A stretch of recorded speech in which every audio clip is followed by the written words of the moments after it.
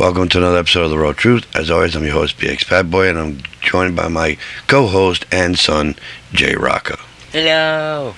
Now, today we're going to talk about Pfizer because he got the Pfizer shot. He's 12. He's legal to have the Pfizer shot. He can't have Moderna. And we're going to get into that. Stay tuned.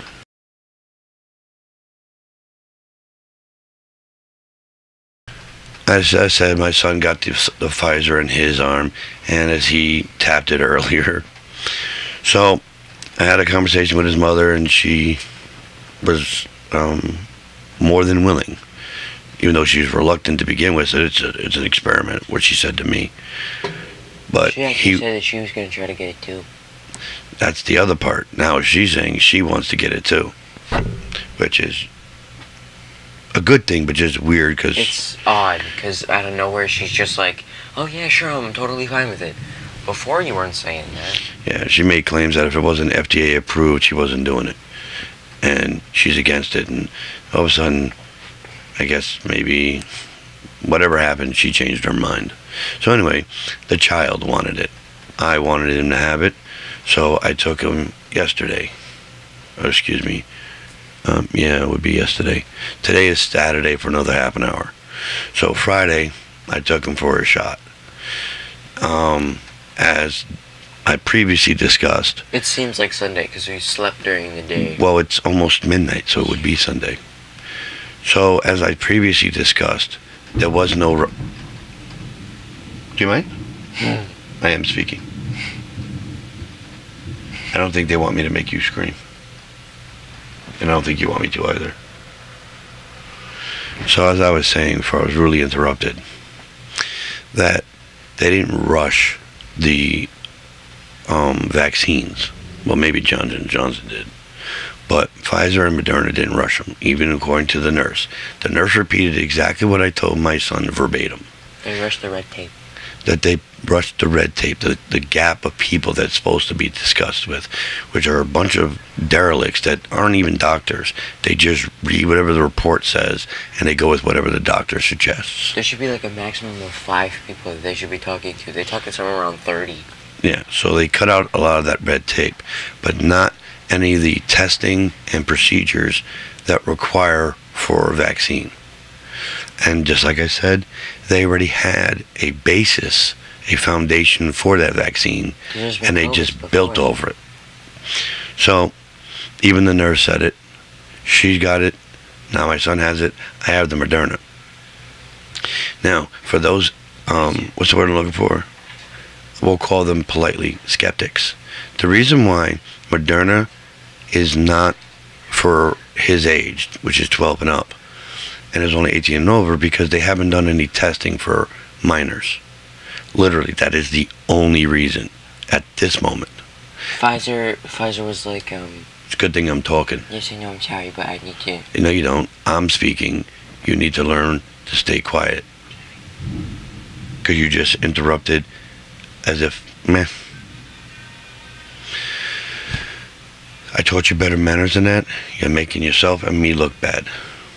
Now, Moderna didn't do any minor testing or testing to anyone under 18. Pfizer jumped on it because they knew kids had to get back to school. So I'm assuming they jumped on the idea, and Moderna didn't push the subject because Pfizer already did it. But when I discussed it with the nurse, Moderna is supposed to start doing the testing for minors next summer. Now, they probably will jump on it sooner, but they're still going to do it. And then they will determine whether or not the vaccine is suitable for minors. But other than that, that's the only reason why Pfizer is the only one.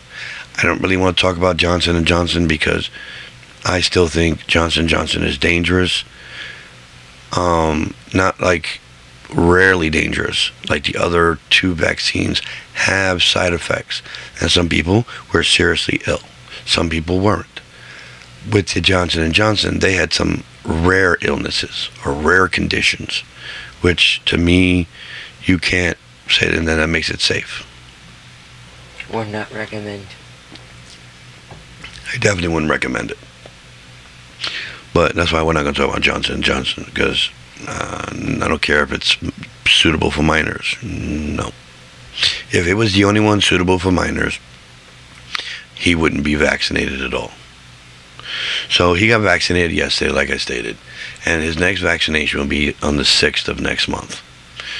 So I'm going to allow him to tell you his experience as a 12-year-old boy with the vaccine, with the needle, with the nurse, the whole experience, and how he feels today in comparison to how he normally feels every day.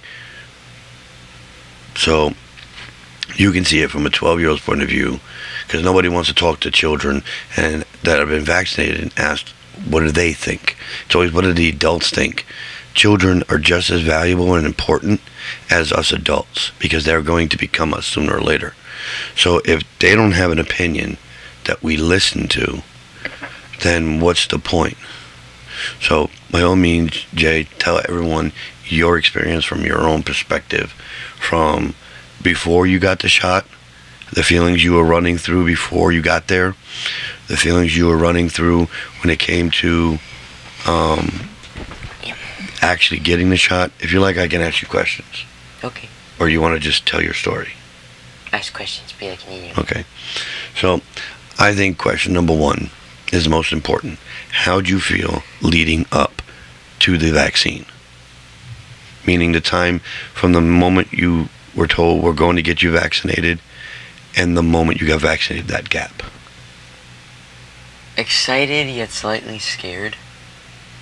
And not because of needles or anything, but like Yeah, keep talking. I felt slightly scared because I don't really have any idea what this thing is. It's kind of new to everybody, and then once it's like, okay, well, you're gonna get the shot, you're like, okay, so what's happening here? Did you think it was a bad idea to take that next step and actually get the shot? No. What do you think of there being 3 different vaccines? Does that give you room to pause? Why do they have 3 different ones if they only need one?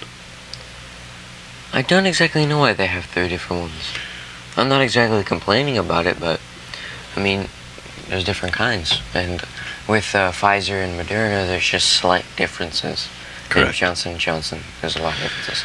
Well, the way I'll explain it to you and to our audience, Pfizer, Moderna, and Johnson & Johnson are equivalent to Tylenol, Advil, and aspirin.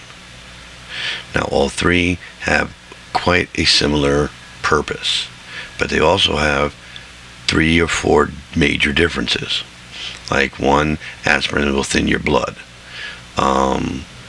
Tylenol and Advil, one attacks your kidneys, meaning it could damage your kidneys. The other one damages your liver. So it has also different purposes. Like aspirin, I don't think, for what I know of, it gets rid of fevers, but it does get rid of pain. Tylenol and Advil, however, help reduce fevers and get rid of pain. So Pfizer, Moderna, and Johnson & Johnson are that equivalent. Now, Pfizer and Moderna are Tylenol and Advil, or even Aleve. But that's only because they have major similarities, the way they were founded, the way they were created. Now, when it comes to the Johnson & Johnson, it's a different formula. I believe you told me that They're more like aspirin. that Johnson & Johnson was made the traditional way.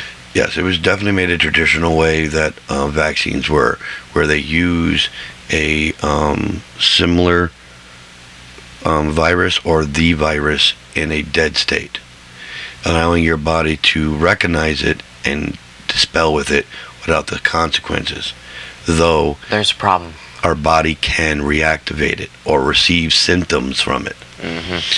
So that's why we're calling Johnson & Johnson dangerous. Cause Well, not that's dangerous. It's had severe side effects that are rare, so that makes it dangerous. Not necessarily the way it was formulated, but it's major side effects. yes. But that's why it's aspirin. because it was formulated different than Pfizer and Moderna. But Pfizer and Moderna were created from the same foundation. So they are Advil and Tylenol. And that's why there's 3 different ones. What did you feel when you got to Walmart to sit down and take the shot? Like when we were waiting for them to call your name, how did you feel? Really excited. Were you at all scared, other than the traditional people being scared of the needle part? Slightly. Did you feel any fear from all the bullshit that's on the net where it's going to deform you, it's going to change your DNA and tracking devices crap? Did any of that have any impact on your fear of what was going to happen next? No. And I can tell you a simple reason why. Why? Ta-da. Well, that's because I told you the truth. I know, but not only that, he took Moderna, and Moderna and Pfizer are pretty similar. So the fact that he's perfectly fine, I wasn't scared at all. So now, How about that anyway? next question is, when you sat down and we were inside the little cubby hole and we were talking to the nurse and you saw the needle and you saw the vial, what did you feel then? I was like, just kind of was like, well, there it is. The time has come. I shall be vaccinated. And then when the nurse came out of behind the counter and she was having a conversation with you and ready to stick the needle in your arm, how'd you feel? As you got closer and closer, how'd you feel? Kind of the same through the entire thing. Slightly more scared because I've been scared of needles my entire life. This is actually surprising for pretty much both me and him, because normally I freak out about needles. This time I didn't freak out at all. I was just like, oh, well, there it is. There's the stupid aftermath feeling of when you get a needle. I hate that. So what they did was they put a special bandage on his arm, and in that bandage they were able to stick the needle through and didn't have to take it off, and whatever blood would come out would come out. Now when I got the Moderna, now I did get it from CVS, which is ironic since it's still a pharmacy. They should have the same equipment. They poked the hole in my arm, put the vaccine in, and then put a Band-Aid on. He already had the bandage that she poked through. Now, more blood came out than I expected, but that had nothing to do with the vaccine. Some people bleed more than others. Like, I had no blood from mine. Neither one of the shots. He has blood thinners, I don't. Yeah, and I'm on blood thinner, so my arm should have essentially leaked like his did. His did more than mine. What, you picked your left arm, right? That might be why, because that's the same arm as your heart. So there's a stronger flow in that arm. Well, I asked her chose what my right. I asked her what arm were you gonna do it in. Well, I asked her what arm were you gonna put it in. She said anyone you want. And then she asked, what's your dominant hand? I said my right. And then she said, I suggest your left. Yeah, because if your arm starts to feel numb and like you've been punched in the arm. Yeah.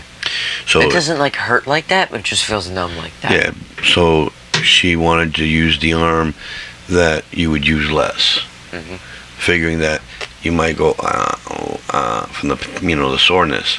So instead of you that doing actually that, happened with my left arm. It doesn't happen anymore. well, that's because that's the arm she shot you in. Silly boy. Yeah, but now it didn't happen to my right arm. Once you were injected and you felt it go in your arm, what did you feel then? Pain. Could you be a bit more specific of what you were going through when you felt the vaccine go inside your arm now? Now there's no way back. There's no turning around. How'd you feel? Happy that I was just vaccinated and, Half anyway. yeah, and, annoyance. Because I hate the aftermath of needles. That feeling. Like when you get the tetanus shot. It's like I wasn't mad about them putting the needle in there and me getting vaccinated. I don't like aftermath, which is probably one of the main reasons why I don't like needles. A lot of people don't like the aftermath. I mean, I didn't appreciate the numbness in my shoulder either. It's not nice. I don't like it. So now, how'd you feel the rest of the day? Fine, really. Did you have any adverse effects, meaning any symptoms, any feelings, negative? No. Besides the arm part, Yeah, which besides is bound to the happen. numb part. But, no, not really. I did get a headache from the heat, but then after we got in the house, I was fine. Oh yeah, it was like 102 degrees. Yeah. Me and him, we're the same when it comes to that. We both don't do very well with heat. Father like son. I prefer the cold anyway, because you can keep on putting on more layers. Did you feel safer now that you had half the vaccine in you? Yes. Did you? I'm still going to go around with a mask, but Well, even that's when I get because fully vaccinated. Yes. Now, once you get fully vaccinated, will you feel safer to go to school Slightly. and be in the building? Slightly, yes. I mean, you can still wear a mask, I'm sure, but do you feel safer being vaccinated that if you have to take the mask off to breathe, that you have a better chance of survival? Absolutely. Did you feel that way before the vaccine? No. Why not?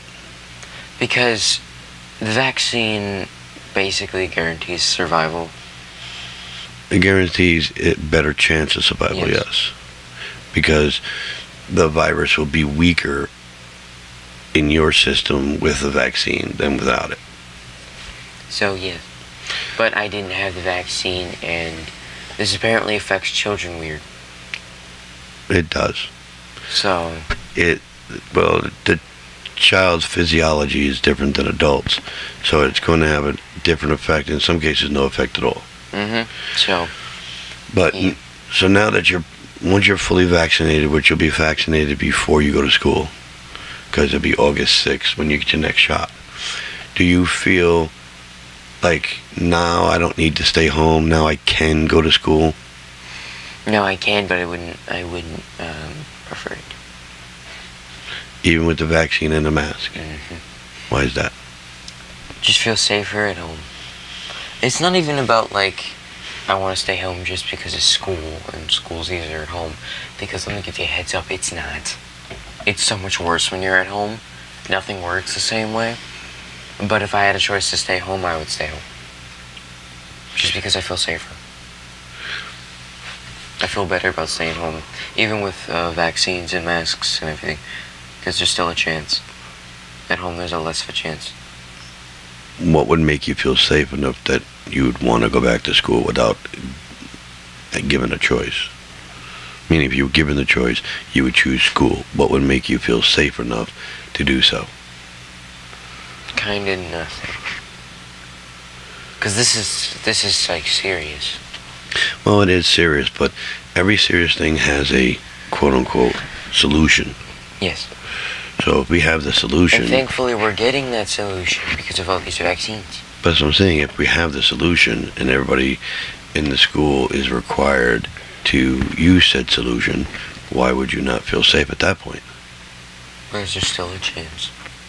Because listen, the vaccine doesn't guarantee survival. It's not like it will instantly get rid of it, and it doesn't put like a shield around you to prevent you from getting. It does guarantee survival. It does, but you still have to go through it.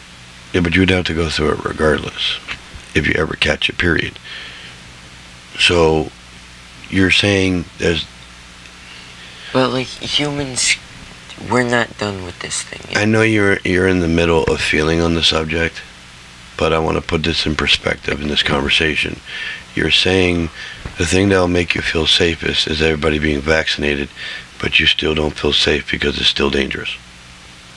Those are, just for the record, so you can understand, those are contradictions. Yeah. And I'm not mad at you. You can still catch it. That you feel that way. If you're vaccinated or not. Well, that's the same thing with the flu, buddy. So, yeah, I know that. But you can't hide from the world just because there's a chance, or there's no point going out at all. Yeah, but the flu is like...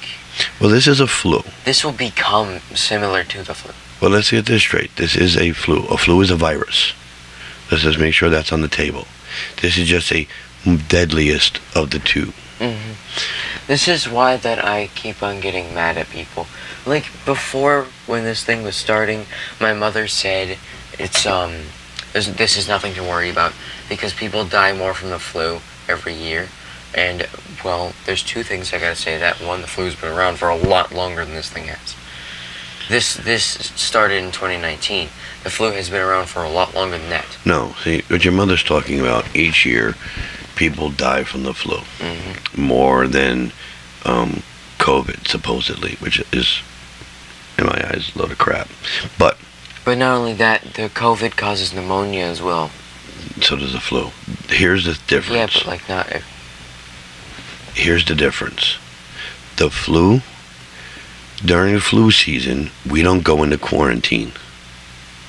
We go out and play. No masks, and you don't have to be vaccinated.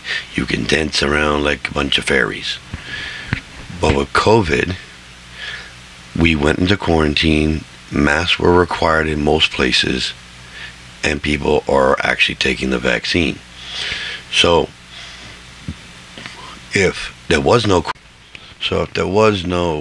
quarantine, and we weren't forced to wear masks, and it was the same thing like flu season, then the 600 and better thousand people that lost their lives thanks to COVID would probably be higher into the 2 or 3 million. The quarantine and the required masks is the superior difference between flu seasons and COVID season, which unfortunately COVID season is all year long, though flu season is an actual one point in time, really. And no, yes, you can catch the flu year round, but COVID doesn't really care. It literally has been attacking year round.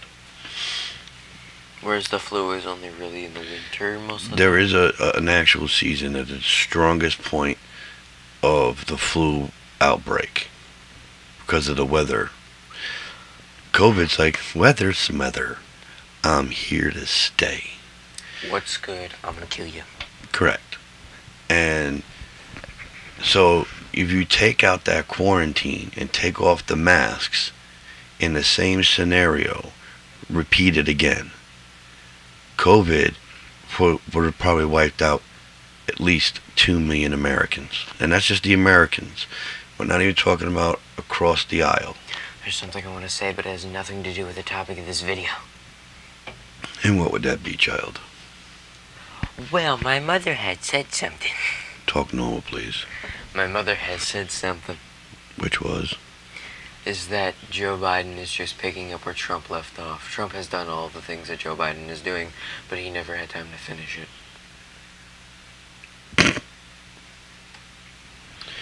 When Joe Biden went into office, there was nothing there. There was no plan to deal with this. There was no vaccine rollout. There was nothing. Biden had to start. Didn't Trump say that it would just magically disappear? Correct. And then didn't he get it? Correct. And it was a lot more severe than he claimed and they claimed. But that happens with every president. It's not a shock. Every time a president gets seriously sick, they tend not to tell you the truth for obvious reasons. If they think we're weak, and we're not talking about weak that we won't fight back, weak that we can't, then they usually do attack. That's why they wanted Trump in office, because he is weak up here, because he has an ego. Anyway, so Biden walked into office and had to start from scratch. So he's not taking up where Trump left off, because Trump didn't do jack dick. He said, do this. That's it. They were going to roll out with the vaccine with or without his fucking permission. They were going to go, ooh, Trump didn't say yes, so let's not look for a cure. Let's just sit here and wait for Donald Dump. Donald Trump did do warp speed trash, but it still took fucking forever. And he wanted us to do hydroxychloroquine and all these other shit, potentially put bleach in ourselves. So which would kill you, by the way. He was causing more harm than good. Biden came in and got right to work. In his first 100 days, he's done more than Trump did in 4 years. So, yeah, I don't think so. But your mother is a filthy, white privileged Republican who hates social services, but then uses social services. To live in a socialist country, the government takes care of all your needs. It's like people using, like, they have some sort of power or something, or like, I don't really know how to explain it, but it's like they have a thing, and it's like, hey look everybody, I have this, and I can do a lot of things with this. But then like there's a lot of other people What are with you something referring else. to? Like there's a lot of other people with something else, like, and they all have the same thing. And then there's other people with this thing. So then they are like, look, I can do a lot of things with this, and then they complain about not having the other thing when it's needed. Like when No. like It's an ignorant thought that as long as you don't need the help, the rest of the world shouldn't get it unless you need it. Okay? that's what I mean. That's what I was trying to The explain. theory your mother lives on, and so does other filthy Republican, privileged white people, is that when I need it, it's supposed to be there for me and only me. But those people, nope. So, It's when selfish. pretty much what happens is, if I, the white race, don't need it, we want to get rid of it. And once we need it, we want it back. So we fight for it. Then we get it. When we no longer need it, we then get rid of it again. Only when we need it is their theory. Not when anyone else needs it. It's beyond selfish and self-centered. And your mother is that person. They're one of them. Correct. Your mother thinks somehow she's white privileged. She's just white trash. Just like the rest of us. No, your mother thinks she's better than other people because her mother and her father make X amount of money. But she doesn't make that money. At all. And she thinks because you combine wages, that means that's what you make. If I make $100,000 a year and you make $100,000 a year, I still only make $100,000 a year. I don't make 200. I have 200, but I don't make 200. So I shouldn't be putting my junk on the table tomorrow. Look how big it is. Hold up, let me put his on there too. So that's how it works. That's what your mother does. Your mother puts her junk on the table, then she grabs your stepfather's junk and throws it on the table, and the gap between them she ignores. You know, the separation between the two junks. And she said, look, my junk is so long. No, it's not. And because she gets my child support and my help, she gets her own income and her husband's income. So she gets 3 different incomes. And if she's even thinking about using any social services at all, she gets that income. On top of all that, she sits. And that makes her feel privileged. It's just blind white ignorance. Like she told you. What was the word she said to you? I'm not afraid of the virus. I'm afraid of black people killing me in the streets. Yeah. She actually did that once. She pulled that once. And then she said, that's why I bring Joe everywhere I go. Because I'm afraid of getting attacked by black people. And then she tried to also do that with me as well. She said, that's the reason why you're not in school. And not because of this virus, because this virus is nothing. It's because I don't want you getting attacked by black kids. That is a white racist. She won't admit that she's racist because the word racist is like dirty on the tongue. A racist hates being called racist. Exactly. And a racist will not admit they're racist because then they have to admit how wrong they are. And she thinks, I guarantee it, she's not a racist because she's right. Okay, she's not right. But in her eyes, she's right because it works for her. No, this is a thing that she keeps doing as well. Every single time that she says, like, I'm not trying to be racist or homophobic because I have cousins who are gay, I have friends who are black. And then she even says, that it's nothing about race. And certain things she says it's nothing about race because I have racist friends who say specifically that they are racist. They wouldn't tell you that. No racist admits it. Okay. Because being racist is wrong. Okay, one. If you have to explain what you're about to say is not racist, then you're a racist. Then it's racist. Okay? You shouldn't have to explain what you're about to say and say, I'm not trying to be racist, but this person, that person, this person, and then use their race. That's a racist statement. And if you feel justified in saying said racist statement, sorry, you're racist. Listen, I know almost all the stereotypes and all the racial stereotypes. Blacks with watermelons, Chinese with rice and math, and white people with mayonnaise, and Mexicans with tacos, and sticking more than 5 people in a compact car. I know all the stereotypes.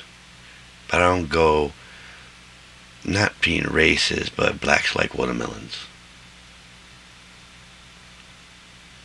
That means I'm trying to be racist, and I want to be given a race-free card. There it is. She keeps bringing it up too. It's not like she said this once either. She says it constantly. Every single time she says something like that. Every single time she tries to deny that I'll bring my brothers one of these days. Mr. Equality will be back sooner or later. But they'll all tell you the same thing. You can tell them you love them. But the second you say, no gay shit, but I love you, man, they're going to call you gay. And say you're being gay. Now, there's nothing wrong with being gay. Make that very clear. Yes. But if you're saying, well, no gay thing, but I love you, bro. No homo. They're going to turn around and, yeah, no homo. They're going to say, yeah, yes, exactly what you're being. Because if you have to explain you aren't doing something or you aren't someone, then what you're doing is going to be automatically implied it is that thing, because the person you're talking to is inherently not going to assume you're being racist or being homophobic or homo. They're going to say, okay, how did you mean that if it came off wrong? There's another thing though, and that is that she says that she isn't Republican. Don't. She isn't Republican, she isn't Democratic, she isn't liberal or independent. She says she believes in Big Brother. Okay, they're the top class, whatever they say is fact.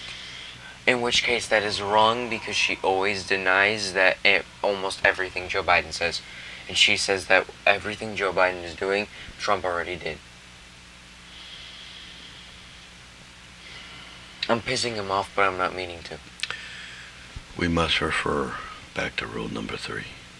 And for those of you who are catching up and made it this far into this video, sorry it's long, me and my son can talk, especially when it's about this. Mm-hmm. Rule number 3. You don't have to prove you're right to be right. Sometimes you have to just walk away. Know you're right, and just yeah that person to death until they're done talking, and then walk away. Or all you're going to get is angry, frustrated, and you're probably going to kill them. So, I wash my hands of trying to prove your mother to your mother that she is racist, that she is a bigot, that she is a Republican, and that she is out her goddamn mind. And if she ever sees this video, sorry, truth is the truth. You can't handle it, well, kick rocks. I'm fat. I know it. I'm not gonna go, this is baby fat. Oh, same here, by the way. This is extra skin. It's the camera, it puts on 200 extra pounds. No. Like I've said 1,000 times, and unfortunately we're going to have to end this here. If you want to continue this conversation, feel free to leave a comment, and we'll do a live show where my son and I we'll have a conversation with all of you. Parte dos. Who? Part dos. Part two. No, about part 2. We'll go live and we'll sit down and you guys can ask us questions. We can have the conversation. We can literally have a question and answer live. Yes, if that's what you want to further this conversation. But it's just make sure not to like say anything kind of weird to him, because it's just one simple fact here. A guilty person does not admit their guilt in fear of shame or jail time. It's that simple. I don't care what they're guilty of. I don't give a fuck what they did or what they think. Guilty do not admit their guilt in fear of shame and imprisonment. It's that simple. Your mother would be shamed to admit how much of a bigoted racist she actually is. She can't hide it, we already know. No, she can hide it. All she has to do is what all Republicans do. All Fox does. Deny it. Doesn't matter if someone says it's true. Deny it. Doesn't matter if they show proof. Deny it. They've been showing proof that there is no proof that the elections were rigged. And they still deny that there is proof. Saying, oh, we got the proof, but we'll release it some decade later. Yeah. So we're going to end this on this tonight. It's now 12:13. And the boy got to go to bed. I got to go to bed. But we're going to end it this way. You want to continue this conversation, please leave a like, a comment, and we'll do a live if you're interested. I don't care if it's for one person or for 100 people. Consider subscribing, but if you don't want to, Can appreciate you hitting that subscribe button. We could use the help and use the support. we're a pretty small channel. Yeah, 31 people. Join your family. Yeah, be part of the crew. Yo, mi casa, su casa. Si no this house though. The internet. Yes, the internet. The World Wide Web. We don't have a lot of room in this big pie. You can't come here In this giant square. and stay. You can visit one at a time maybe, but that's it. On that note, have a good night and peace be love with you. Goodbye. And be safe. Get vaccinated. Goodbye.